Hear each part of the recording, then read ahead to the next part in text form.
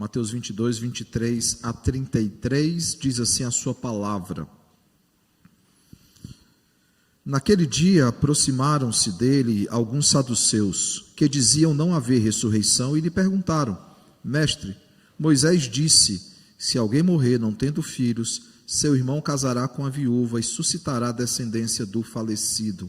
Ora, havia entre nós 7 irmãos. O primeiro, tendo casado, morreu e, não tendo descendência, deixou sua mulher a seu irmão. O mesmo sucedeu com o segundo, com o terceiro até o 7º. Depois de todos eles, morreu também a mulher. Portanto, na ressurreição, de qual dos 7 será ela esposa? Porque todos a desposaram.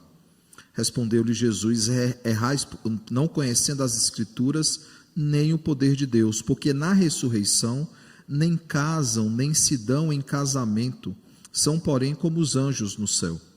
E quanto à ressurreição dos mortos, não tende lido o que Deus vos declarou? Eu sou o Deus de Abraão, o Deus de Isaque e o Deus de Jacó. Ele não é Deus de mortos, e sim de vivos.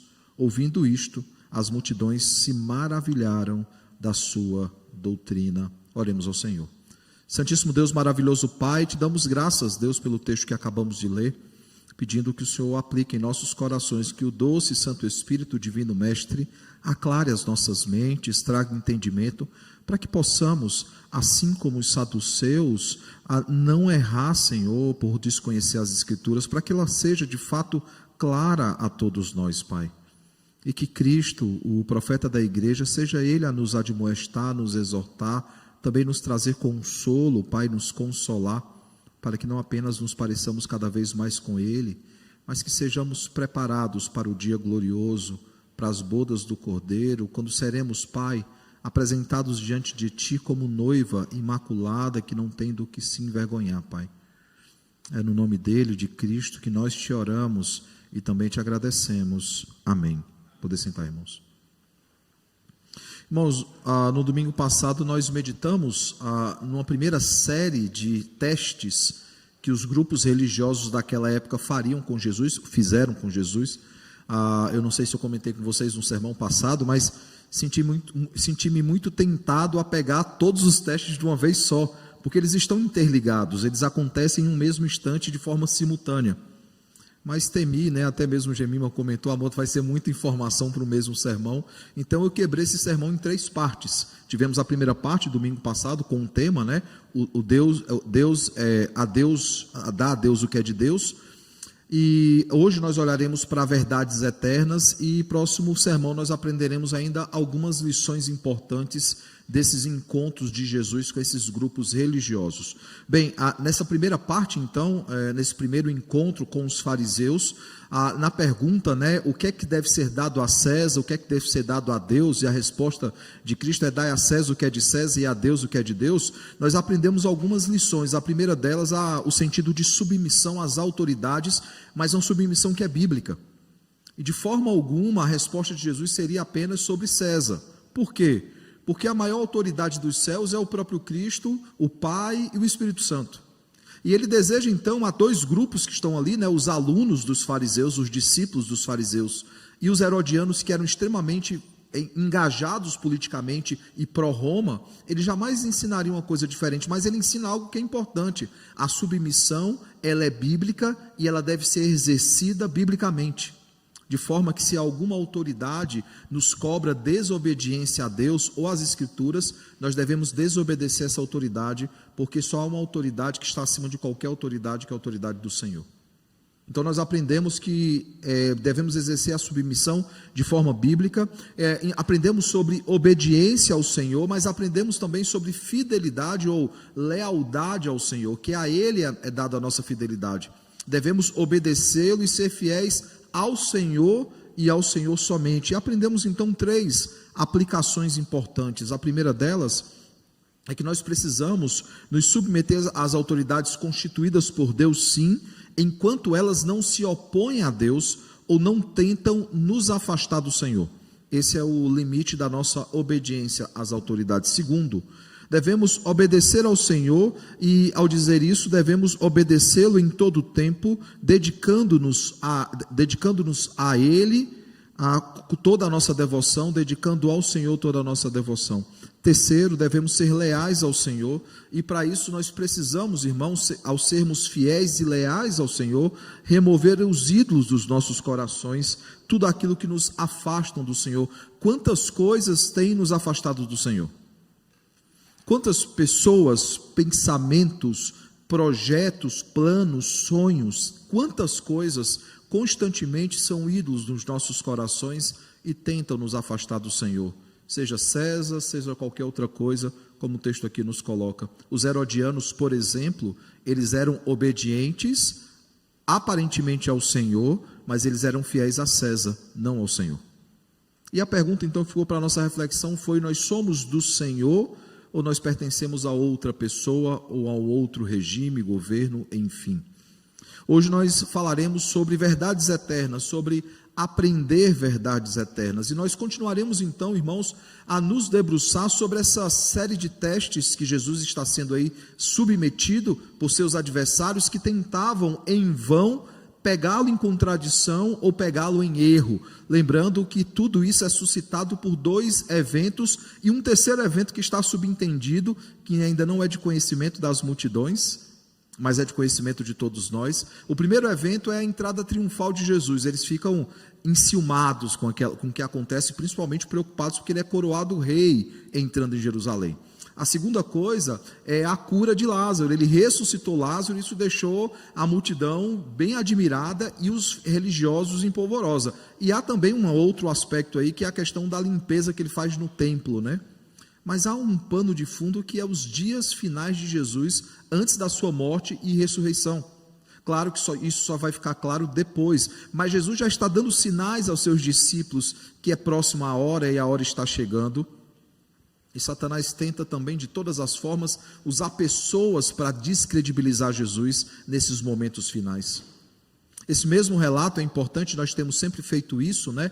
Ele também se encontra nos outros evangelhos sinóticos. Lembrando aos irmãos, evangelhos sinóticos são aqueles 3 evangelhos que, tendo a mesma ótica, por isso o nome sinótico, a mesma ótica, eles tratam de forma complementar boa parte das histórias dos evangelhos. Há histórias, por exemplo, que somente Mateus vai tratar. Há histórias que ele e Lucas tratam, como a genealogia de Jesus. Há histórias que somente João trata. João já é um evangelho universal, escrito 30 anos depois dos 3 primeiros evangelhos. Mas o fato, irmãos, é que nós sempre temos olhado para os 3 evangelhos, Mateus, Marcos e Lucas. E nesse texto aqui, não há tantas diferenças assim pontuais entre os outros textos, como vimos em outros relatos. O que nós vemos, irmãos, é, por exemplo, em Mateus, que fica claro, e nos outros 2 textos não ficam, que esse encontro ele aconteceu no mesmo dia. Por isso que o texto abre dizendo exatamente isso, naquele mesmo dia, ou naquele dia.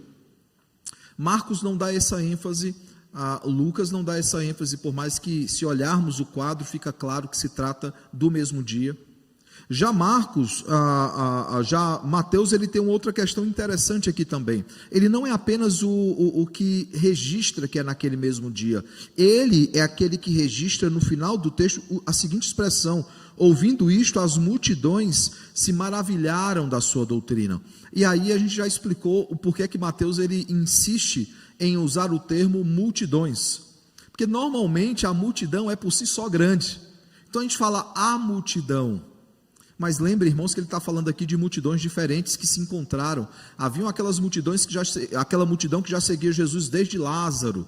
Há uma outra multidão que chega, recebe Jesus naquele momento. Uma outra multidão se achega por causa dos milagres. E 3 ou 4 multidões, elas se juntam, por isso elas são multidões. Já Marcos, quando ele encerra o relato simplesmente ele acaba, porque virá um outro teste aqui para ele, para Jesus. Não há nenhum desfecho, se você olhar aí para Marcos 12, de 18 a 27. Já Lucas é interessante, irmãos, que ele anota, ele registra um detalhe bem importante, como historiador que ele se atém muito aos detalhes, e ele conclui ali em Lucas 20, né, do verso 27 a 40, ele conclui o verso 39 e 40, trazendo a seguinte informação: que os escribas reconhecem então que Jesus ele respondeu bem, porque ele citou as escrituras, os escribas eram aqueles que conheciam bem as escrituras. Ele respondeu bem e traz a seguinte informação: dali por diante não ousaram mais interrogá-lo. Eles entenderam, nós não conseguiremos pegar ele em contradição. O fato, irmãos, é que eles tentaram mais uma vez pegar Jesus em contradição. Os alunos dos fariseus, os herodianos, haviam tentado em relação ao tributo romano, não conseguiram pegar Jesus em contradição. Agora eles tentam tratar sobre um tema, e com certeza os irmãos, ao olharem para esse texto, pensam em uma outra discussão, e eu vou trazer para ela hoje à noite, essa discussão, mas eles tentam pegar Jesus num assunto, escondendo esse assunto por trás de uma outra discussão, que é normalmente a discussão levantada nesse texto. O fato, irmãos, é que eles tentam levantar dúvidas sobre a ressurreição. A discussão deles não é se vai casar no céu, se não vai ter casamento no céu. A discussão deles é como é que pode haver ressurreição diante da possibilidade de alguém casar com uma outra pessoa. Quem estará lá no momento da ressurreição como marido dessa mulher ou desse homem? Mas eles também falham, porque se eles levantam Moisés como ponto de argumento, Jesus responde com o próprio Moisés para mostrar a contradição deles. Voltando então a nossa atenção ao texto, irmãos, o texto ele já começa nos dando informações bem importantes no versículo 23. A primeira delas, irmãos, é que esse segundo teste, ele aconteceu no mesmo dia do primeiro teste que foi feito pelos discípulos dos fariseus e pelos herodianos, como nós vimos aí no verso 15 a 22. A segunda coisa, irmãos, é que o grupo da vez, que tentará ir a Jesus, tentará testar Jesus, são os saduceus. E aí os saduceus, eles têm uma peculiaridade bem grande, eles não criam na ressurreição. Até já comentei aos irmãos, olhando para os fariseus, que se vivêssemos nos dias de Jesus, doutrinariamente, nós seríamos fariseus, não no sentido pejorativo que essa palavra ela adquiriu, mas teologicamente nós somos muito mais alinhados com os fariseus. E havia, irmãos, uma briga entre fariseus e saduceus. Os saduceus, eles eram um grupo que faziam parte do sinédrio, como os fariseus e outros também faziam.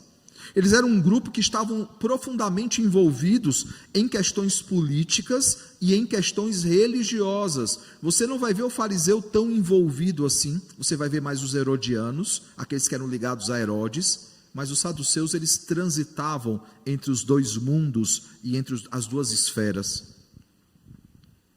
Esse grupo, irmãos, eles passaram a se opor aos apóstolos em Atos. Especialmente passaram a se opor a Pedro e a Paulo. Por quê? Porque Pedro e Paulo pregavam a ressurreição. Basta você olhar o capítulo 4 e o capítulo 5 de Atos, e você vai ver isso. Além disso, eles tinham inveja, porque a igreja cristã, aquela igreja que se manifestava em Jerusalém, ela crescia cada vez mais. Vejamos aí Atos, capítulo 4, verso 1 ao verso 4. Atos, capítulo 4, verso 1 ao verso 4, diz assim, Falavam eles ainda ao povo, quando sobrevieram os sacerdotes, o capitão do templo e os saduceus, ressentidos por ensinarem eles o povo e anunciarem em Jesus a ressurreição dentre os mortos, e os prenderam, recolhendo-os ao cárcere até o dia seguinte, pois já era tarde. Muitos, porém, dos que ouviram a palavra e aceitaram, subindo o número de homens a quase 5.000, uma das grandes conversões registradas em Atos. Veja aí Atos capítulo 5, verso 17 e 18. Levantando-se, porém, o sumo sacerdote e todos os que estavam com ele, isto é, a seita dos saduceus, tomaram-se de inveja, prenderam os apóstolos e os recolheram à prisão pública. Veja aí os motivos da prisão, porque eles pregavam a ressurreição, e é porque eles estavam invejosos com o tamanho que a igreja, que o movimento estava adquirindo. Só lembrando, irmãos, em Atos 2 nós temos 3.000, agora em Atos 4 nós temos 5.000, e esse número, um número de 8.000, é um número bastante grande para aqueles dias. Mas eles não estavam apenas em conflito com os apóstolos, e aí eu cito especificamente Pedro, Paulo, mas todos os apóstolos. Há um conflito mais antigo que eles têm com os fariseus. Vejamos aí Atos 23, de 6 a 8, o Lucas vai nos explicar o motivo dessa dessa rivalidade que existia entre fariseus e saduceus. Atos 23, 6 a 8 diz o seguinte: sabendo Paulo que uma parte do sinédrio se compunha de saduceus e a outra de fariseus. Como é que Paulo sabe disso? Ele é fariseu, lembrando, ele foi aluno de Gamaliel, ele foi fariseu, e ele inclusive avisa isso em alguns momentos. Continuando, exclamou: varões irmãos, eu sou fariseu, filho de fariseus. No tocante à esperança e à ressurreição dos mortos, sou julgado. Ou seja, Paulo avisa o que já vem acontecendo desde lá de trás, que ele vem sendo preso constantemente, não só porque ele prega sobre Cristo, mas porque ele prega sobre Cristo ressurreto. Essa é a mensagem.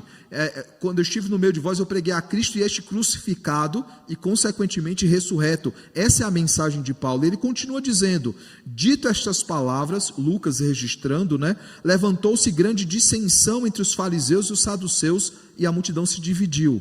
Pois os saduceus declararam não haver ressurreição, nem anjo, nem espírito, ao passo que os fariseus admitem todas essas coisas. Por isso que a informação que é dada aqui no verso 23, já no começo do texto, é importante quando diz: naquele dia aproximaram-se dele alguns saduceus que dizem não haver ressurreição e lhe perguntaram. Entenda que eles perguntarem sobre ressurreição é falacioso, porque eles não creem em ressurreição. Na verdade, eles querem colocar em xeque a doutrina da ressurreição. Esse é o cerne do texto aqui. Essa é a grande motivação por trás. Eles não querem pegar apenas Jesus em contradição, ele quer desmerecer a ressurreição. Eles querem, numa só tacada, atacar Jesus e atacar os fariseus, com quem eles tinham uma rivalidade doutrinária histórica. A intenção deles, irmãos, é pegar Jesus em contradição e provar ao mesmo tempo que a ressurreição ela não existia, que era um ensino furado, que não tinha base bíblica para isso. Essa é a discussão. E para poder então levantar essa discussão, eles citam Deuteronômio 25, os versos especificamente 5 e 6, mas o texto é maior, que trata sobre a lei do levirato, para tentar desmerecer a ressurreição. Ao citarem então a lei do levirato, eles desejavam debater sobre algo, irmãos, que eles não criam que era a ressurreição. E só para lembrar, a lei do levirato, ela não é apenas conhecida para nós, ou deveria ser conhecida. Ela é uma lei que foi aplicada em algumas histórias bíblicas, como nós veremos ainda essa noite. Continuando, irmãos, os saduceus então, eles tentam dar uma carteirada em Jesus. E para dar uma carteirada em Jesus, eles citam quem? Moisés. Não é a primeira vez, eles não são criativos, porque outros tentaram da mesma forma, por exemplo, com a mulher adúltera, a lei de Moisés diz que tem que apedrejar. Eles querem discutir a lei com aquele que é a mente por trás da lei. Eles tentam então dar uma carteirada para argumentar, para dar peso aí ao seu argumento. Além disso, irmãos, esse grupo é importante saber que eles consideravam o Pentateuco superior a qualquer outra porção do Antigo Testamento. Você vai ter grupos que valorizavam mais os escritos proféticos, grupos que preferiam os salmos, eles preferiam o Pentateuco, eles entendiam que o Pentateuco era a grande porção, os 5 primeiros livros da Escritura. E eles não queriam, irmãos, nem desejavam discutir sobre casamento no céu. Eu falo isso porque normalmente quando se discute se vai ter casamento no céu ou se não vai ter casamento no céu, esse texto aqui é citado. Não vai ter casamento no céu, porque no céu ninguém se casa, nem se dá em casamento, e não é o motivo da discussão aqui dos fariseus. Eles não estão preocupados, irmãos, com isso. Eu também não pretendo discutir aqui esse tema, porém é necessário esclarecer algumas coisas a partir desse texto. Por exemplo, eles não estão, irmãos, preocupados com a ressurreição. Por que eles não estão preocupados com o que vai acontecer na ressurreição? Porque eles não criam na ressurreição. Então eles não estão preocupados se um amigo junto com outros 6 irmãos casaram com a mesma mulher, que a discussão parece que eles têm um caso para exemplificar mesmo. A gente conhece alguém que foi um dos irmãos que casou com a esposa. Não, irmãos, eles não estão preocupados com a ressurreição final, porque eles não criam na ressurreição final. É como um ateu querer discutir verdades bíblicas e não crer nas Escrituras. Ou alguém que se diz crente, mas não crê de fato nas Escrituras, tentar discutir as Escrituras. Não era o propósito dele. Segundo, é necessário nós entendermos que há uma diferença muito grande entre o céu e novos céus e nova terra. O céu é o estado intermediário, é onde aqueles que já foram recolhidos à presença gloriosa do Senhor estão lá esperando para o retorno glorioso de Cristo. Esse é o estado intermediário. E existe algo que é chamado de estado eterno, novos céus e nova terra. Nem todos estarão nos céus com o Senhor. Nem todos os crentes, mas todos os crentes estarão com o Senhor em novos céus e nova terra. Porque pode ser que alguns fiquem vivos, estejam vivos no momento da ressurreição final, né, no momento da volta de Cristo. Paulo, ele deixa claro isso, né? Os vivos, os que ficarem, não precederão aqueles que morreram. Os que morreram ressuscitarão primeiro, e depois os vivos, os que ficarem, serão levados aos céus, né, para o encontro sobrenatural com Cristo, quando terão seus corpos transformados. Então existe uma diferença entre estado intermediário e estado eterno. A terceira coisa, irmãos, é que essa expressão, né, como anjos no céu, não defende que nós seremos assexuados. Não é a discussão. Por quê? Porque Lucas esclarece a dúvida sobre isso. Lucas, ele é mais esclarecedor quando ele fala da expressão são, porém, como anjos no céu. Veja o que é que Lucas 20, verso 36, ele vai dizer, é o mesmo texto, mas lembrando, Lucas, ele trata de alguns aspectos que eram mais interessantes ao seu público. Veja o que é que ele vai dizer no verso 36 de Lucas 20. Não serão como anjos, pois não podem mais morrer, porque são iguais aos anjos e são filhos de Deus, sendo filhos da ressurreição.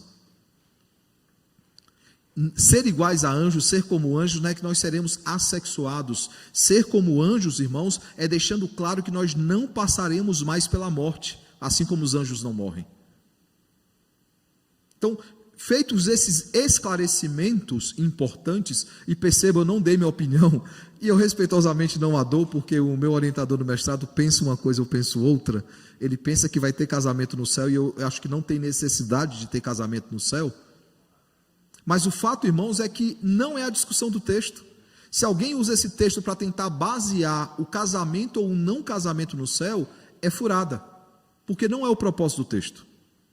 Continuando então, vamos voltar a nossa atenção então ao que é o assunto importante dessa discussão, que é a lei do levirato.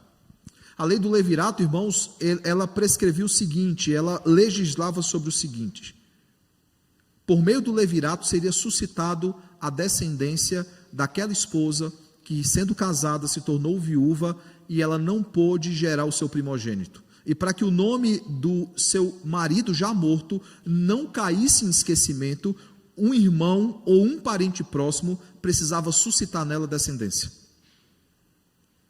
Aí você pergunta, o segundo irmão teve que suscitar descendência com a viúva do primeiro irmão. De quem que é o filho? Do primeiro irmão.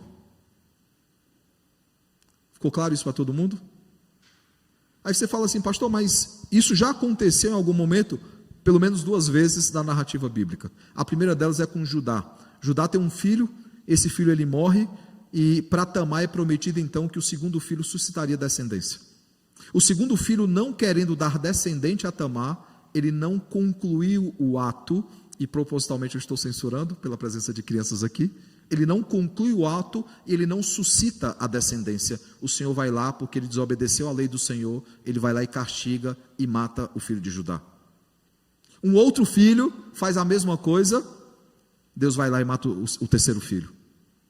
E aí havia um filho mais moço, Judá temia perder mais outro filho, e ele então esconde o filho e fala assim, Tamar, deixa ele ficar maior, deixa ele crescer mais um pouco, e aí ele vai cumprir a lei do levirato. Conhecemos a história, né? Tamar fica impaciente porque ela percebe que o menino cresceu, que o descendente não foi suscitado, e a preocupação de não gerar um descendente dos outros que morreram é que eles não queriam que aquele filho fosse o verdadeiro herdeiro, porque se a viúva não tivesse o primogênito, alguém para ser o herdeiro, a herança recaía sobre o outro filho que não teve esposa. Tamar então impaciente, ela vai lá, ela se veste, se fantasia, né? ela vai lá e ela deita então com o Judá embriagado, ela vai lá e suscita a descendência. E nós sabemos que Tamar, ela está na genealogia de Davi e está na genealogia também de Jesus. Mas em Judá não foi a primeira vez que isso aconteceu. Há uma outra história sobre a lei do levirato, que é a história de Ruth. Ruth ficou viúva e ela não gerou um descendente.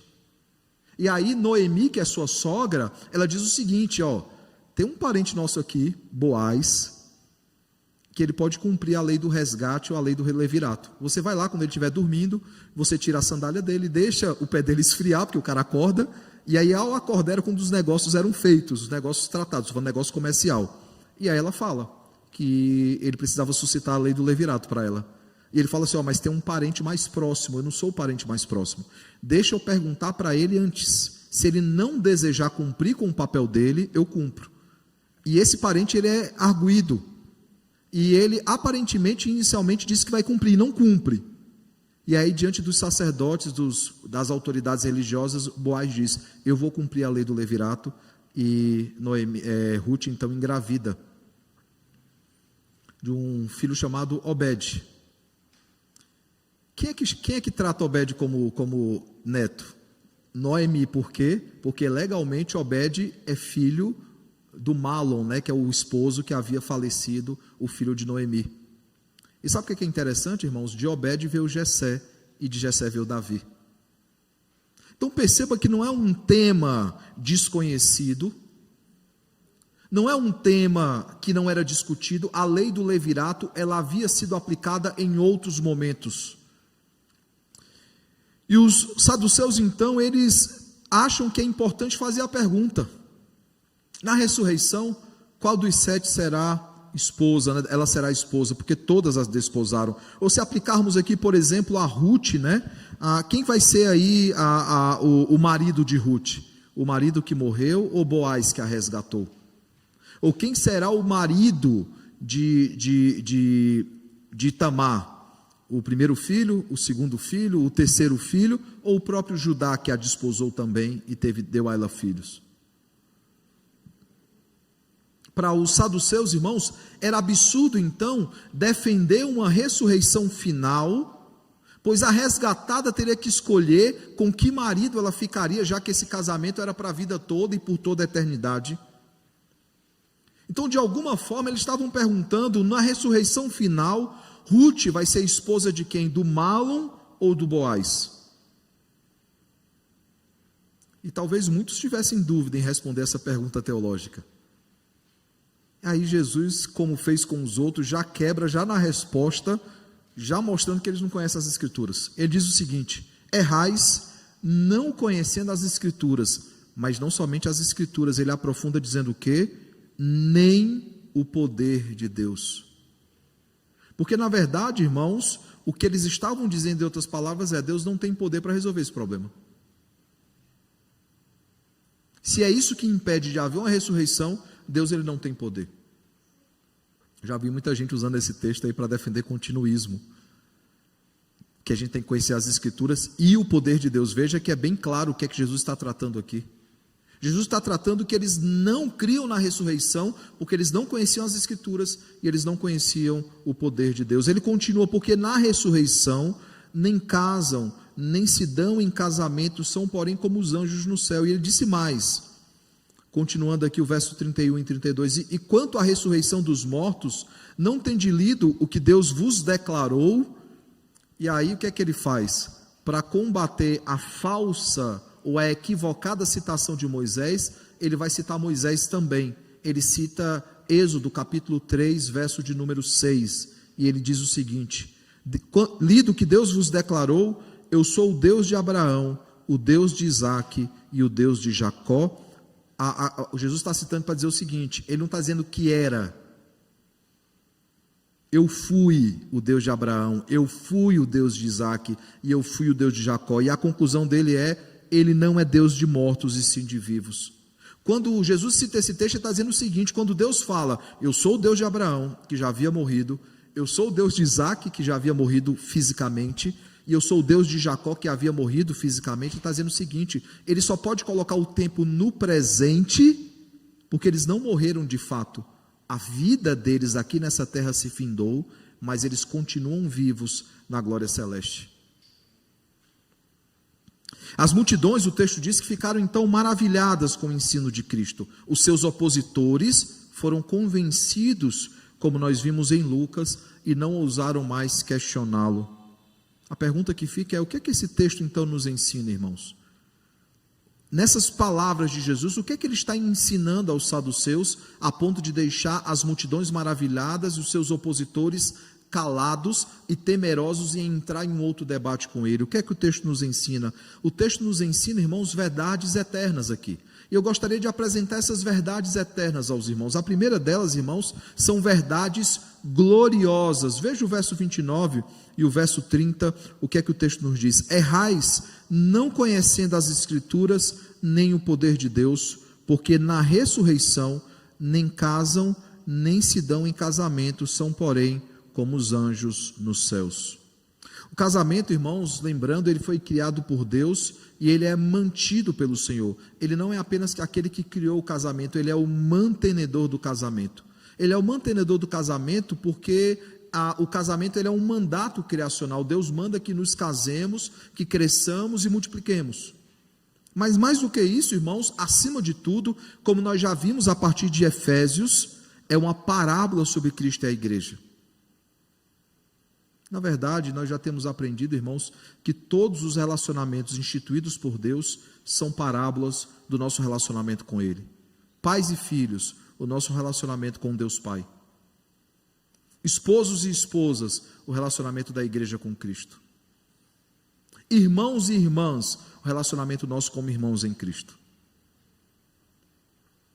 Por isso o Senhor ele tem tanto apreço pela família e pela manutenção da família.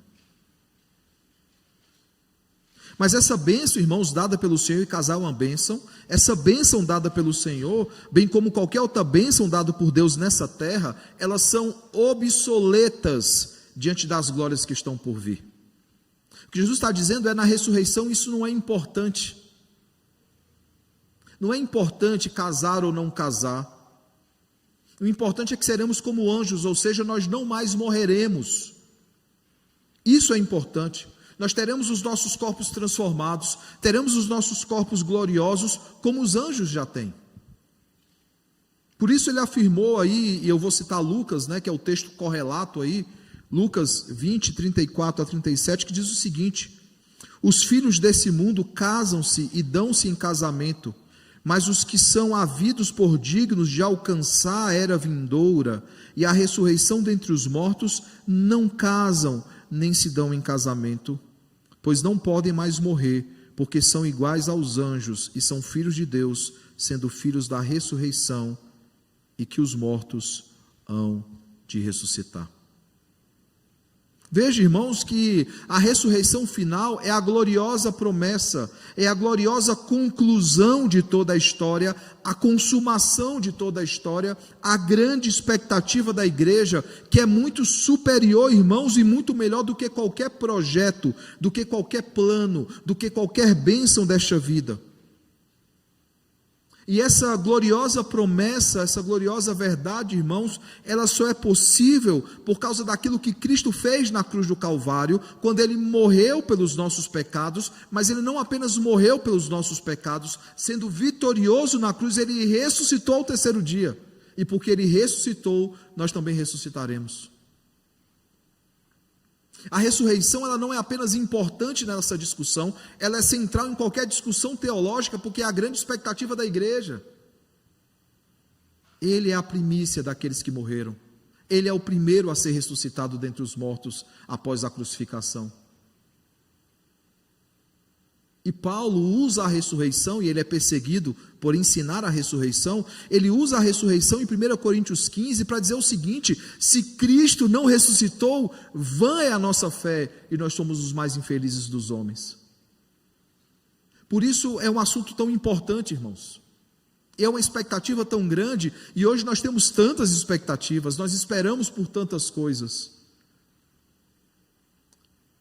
Nós fazemos tantos planos, temos tantos sonhos, tantos projetos. Nós nos esquecemos que o projeto mais importante é a gloriosa volta de Cristo. como eu tenho citado, né, Packer, ele é insistente nisso, né? Ele diz que o grande motivo de não falarmos mais sobre a volta de Cristo é porque nós nos sentimos em paz nessa terra e nós nos sentimos em casa nessa terra. Só que a nossa casa não é aqui, o nosso lugar não é aqui.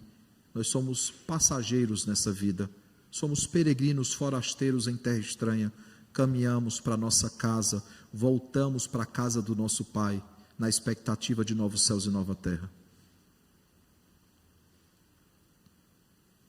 A primeira verdade eterna que nós temos aqui é a gloriosa verdade da ressurreição final. A segunda coisa, irmãos, esse texto ele nos traz verdades pactuais. Veja o verso 31 e o verso 32. E quanto à ressurreição dos mortos, não tendes lido o que Deus vos declarou? Eu sou o Deus de Abraão, o Deus de Isaque e o Deus de Jacó. Ele não é Deus de mortos, e sim de vivos. O próximo argumento de Jesus, então, irmãos, ele apresenta a aliança, o pacto, como fundamento para a ressurreição. Qual seria o motivo de uma aliança se ela cessa nessa vida?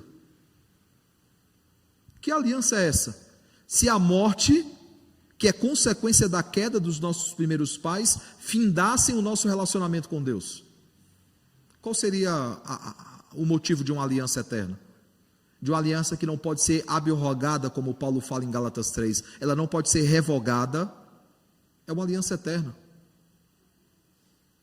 Jesus ele vai para o argumento da aliança, irmãos. É interessante que ele diz isso, não tende lido o que Deus vos declarou. É interessante, eu disse hoje pela manhã isso, né, quando eu me referi a Apocalipse, ao tipo de linguagem que os judeus usavam naqueles dias, não o Apocalipse, mas as outras linguagens, a forma de escrita, né? Eu chamei a atenção dos irmãos que na época aí antes da Idade Média, né, a forma de relatar textos não eram por capítulos e versículos. Por quê? Porque eles não existiam. Capítulos e versículos, irmãos, é uma invenção moderna. Ela não existe nos textos originais. O texto original ele é um texto corrido.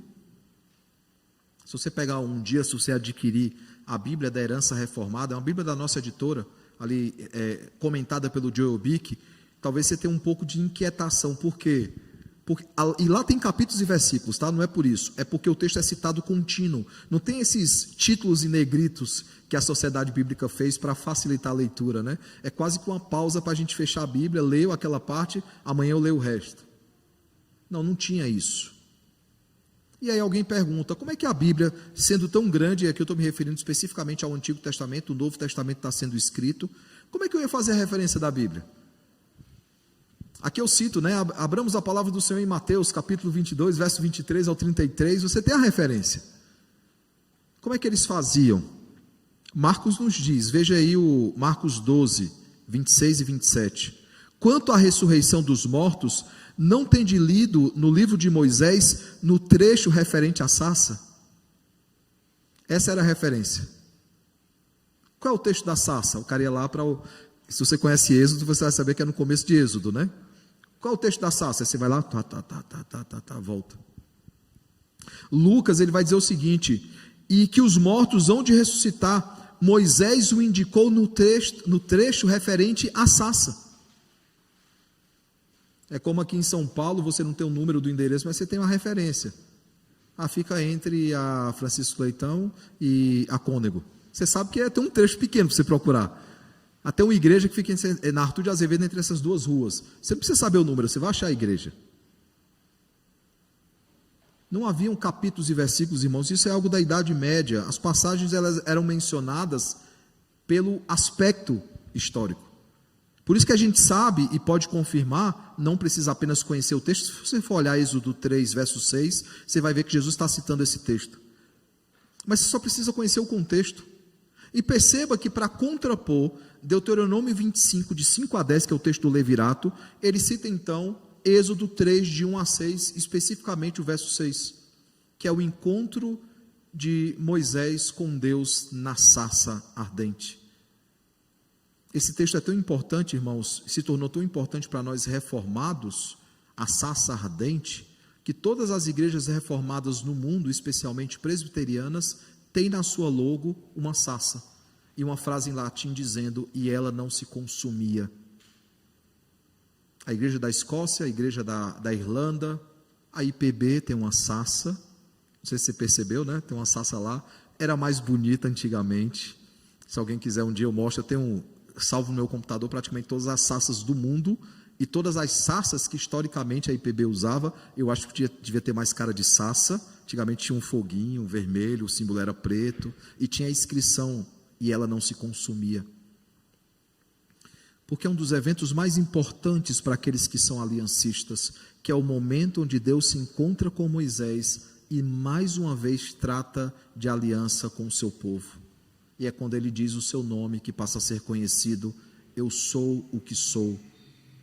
É interessante que esse nome, né, Yahweh, de onde nós falamos Yahvé, possivelmente é o verbo ser conjugado no presente, no passado e no futuro. Eu era, eu sou e eu sempre serei. O Deus que sempre é. E esse Deus que sempre é, ele não pode ser Deus de mortos, ele é Deus de vivos. Ele não foi o Deus de Abraão, ele não foi o Deus de Isaac, ele não foi o Deus de Jacó, ele continua sendo Deus desses homens, porque esses homens não morreram. Porque a morte só seria cobrada se o preço não fosse pago, mas o preço foi pago por Cristo na cruz do Calvário, e você fala, mas eles vieram antes de Jesus.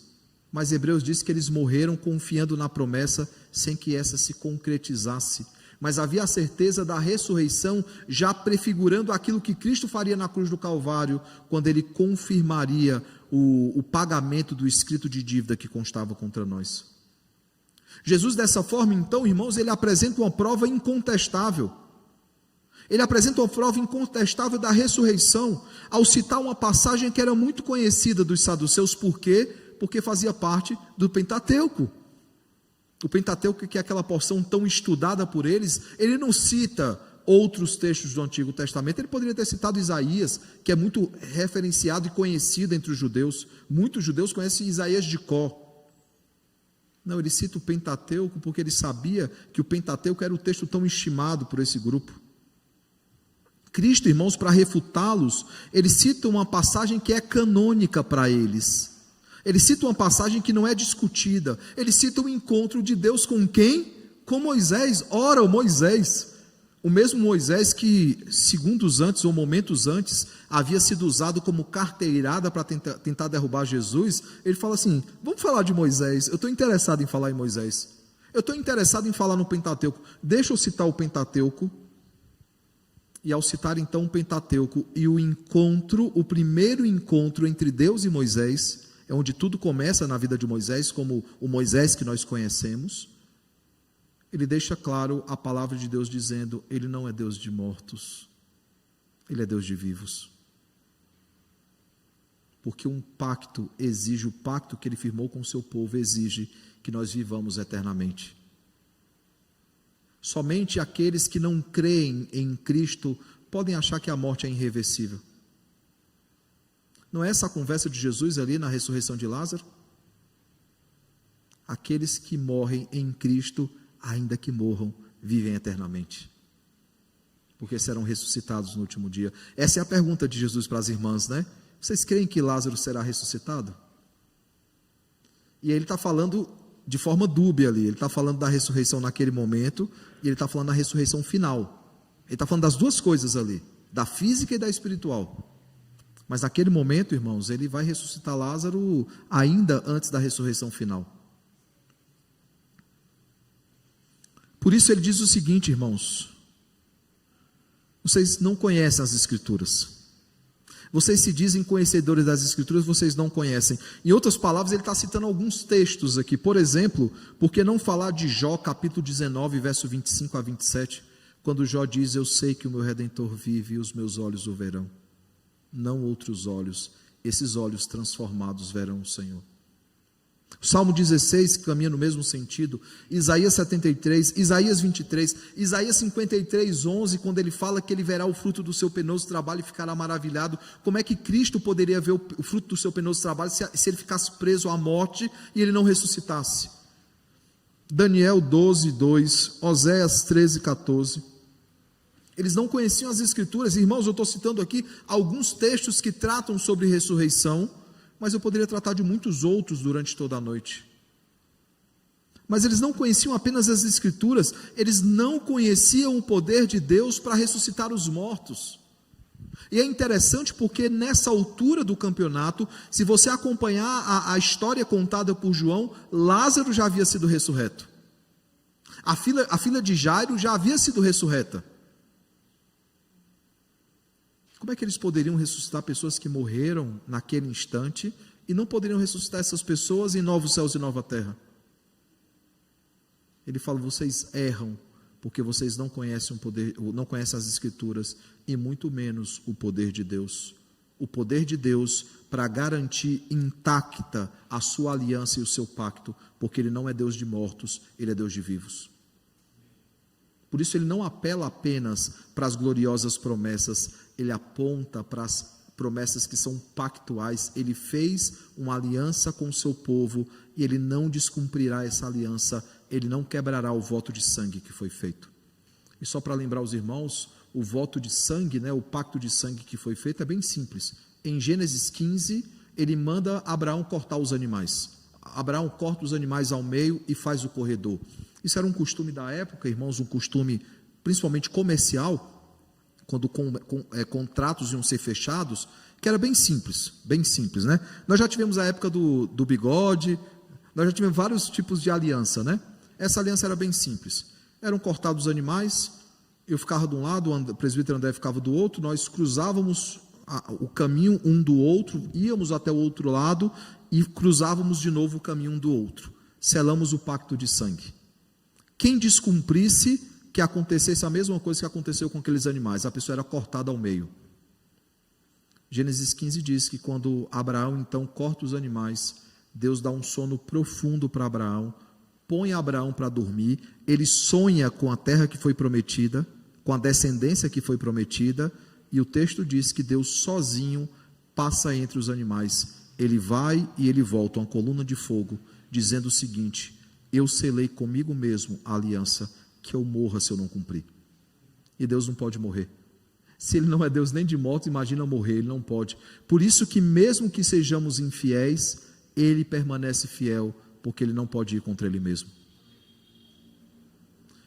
Mas não é a única verdade, irmãos, dita aqui por Jesus. Ele não fala apenas de verdades gloriosas, Ele não fala apenas de verdades pactuais. Há algo, irmão, que está entranhado nesse texto. Há algo que conduz toda a discussão desse texto, que é justamente a lei do levirato. Lembrem que os saduceus tentam usar a lei para pegar Jesus em contradição, mas em outras palavras, eles estão quase que sendo usados para pregar o evangelho, porque a lei do levirato é a base que nós temos para crer que Ele iria nos resgatar, de que Ele não permitiria que os nossos nomes fossem esquecidos na terra. Boaz é um tipo de Cristo. Você sabia que Ruth capítulo 4 é no Antigo Testamento o capítulo que mais fala sobre resgate? É o capítulo mais redentor, porque resgate é isso, irmãos, aponta para a redenção. Resgate é você estar num local e você ser retirado daquele local, seja ele um cativeiro de escravidão, seja ele um cativeiro de sequestro. Tanto que quando a gente vai pagar para alguém que está cativo, sequestrado, a gente paga o quê? Resgate. De quanto é o resgate? Qual é o resgate? Isso aponta para a lei do levirato. Essa lei, irmãos, nos ensina sobre resgate, sobre o resgate que Boaz fez com Ruth, e ele é um tipo de Cristo. Lê a história. Lê a história daquele que se compadeceu daquela mulher que não teria futuro sem ele, provendo a ela descendência. Boaz, ele é um tipo de Cristo. E a certeza, irmãos, da ressurreição, ela está na pessoa e na obra de Cristo, ela repousa na pessoa e na obra de Cristo. O Deus vivo, que é Deus de vivos, aquele que venceu a morte, Cristo, que é o grande doador da vida. Por isso é uma palavra, irmãos, sobre redenção. Uma redenção que não acontecerá apenas em novos céus e nova terra, uma redenção que já acontece agora quando somos lavados, comprados e lavados pelo sangue do Cordeiro. E por causa então dessa vitória redentiva de Cristo sobre a morte, fomos redimidos e não há mais condenação sobre nós. Muitos acham que remissão e redenção é a mesma coisa, faz parte do mesmo pacote. Redenção é o nosso resgate, a nossa libertação. Remissão é o perdão dos nossos pecados. Mas claro, tudo faz parte do mesmo pacote, irmãos. Ele nos redimiu, Ele nos resgatou, não há mais condenação sobre aqueles que estão em Cristo Jesus. Ele nos resgatou das trevas para a sua maravilhosa luz. Por causa, irmãos, da nossa redenção, nós nos alegramos na certeza que as promessas divinas se cumprirão quando Ele nos ressuscitar dentre os mortos, quando a trombeta ressoar, quando o céu manifestar a glória de Cristo no seu segundo advento, na sua segunda e última vinda, quando Ele fará novas todas as coisas. Que verdades gloriosas, irmãos, que verdades pactuais, que verdades redentoras, que verdades eternas. Por isso as multidões se maravilharam com aquela doutrina. Por isso os seus interlocutores, principalmente os escribas, concordaram com ele, dizendo: ele foi muito bem na resposta, e não ousaram mais questionar Jesus. Porque de forma muito simples, ele sai de uma tentativa de armadilha e ele prega sobre verdades eternas. Eu pergunto então, irmãos, que aplicações nós podemos tirar do texto dessa noite? A primeira delas é que nós devemos descansar nas verdades gloriosas, na certeza que Ele voltará para nos ressuscitar e para renovar todas as coisas. Essa é a nossa grande expectativa, né?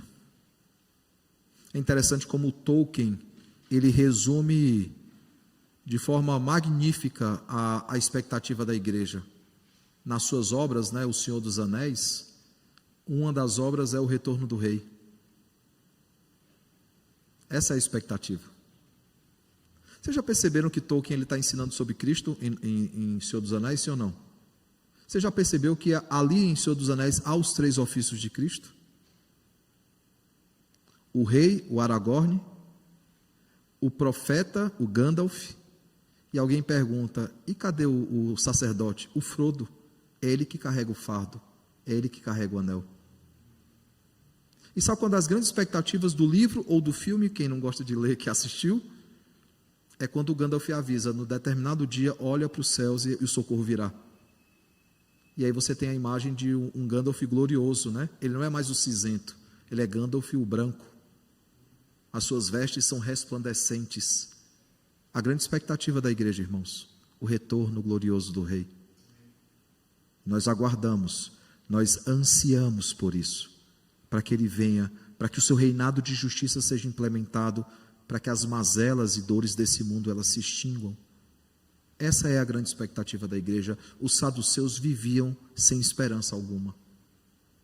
Segunda coisa, nós devemos descansar, irmãos, nas verdades pactuais, na certeza de que estamos em aliança, não apenas na igreja da aliança, mas em aliança com Deus, e que Ele cuidará do seu povo. Eu já falei para os irmãos, né, a discussão lá do hino 32, né, o Deus fiel. Ele é fiel a mim, Ele é fiel a sim, Ele é fiel a ti. Há essa discussão, né? Ele é fiel a Ele mesmo, Ele é fiel a um povo, Ele é fiel a quem Ele é fiel. A gente tem essa preocupação hoje em dia por causa da teologia da prosperidade, que eles tentam escravizar Deus como um gênio da lâmpada, né? Se Deus for Deus, Ele vai fazer isso por mim.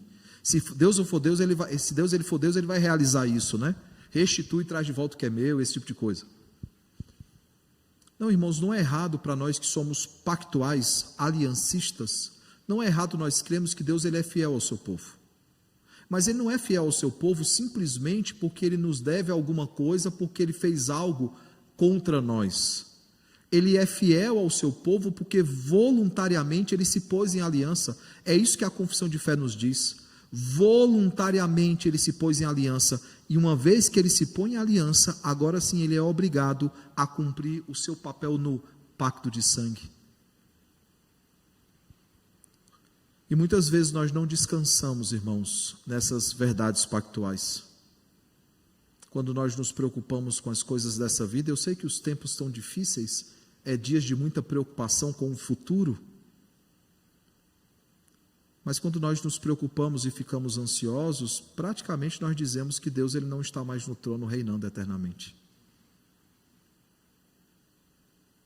Talvez os dias ainda piorem, irmãos, se olharmos para o Apocalipse. Talvez a situação fique ainda mais insustentável. Mas Deus ele não saiu do trono.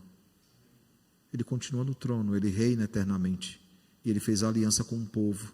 E essa aliança ela não vai ser revogada, porque ele não é homem para mentir nem para voltar atrás.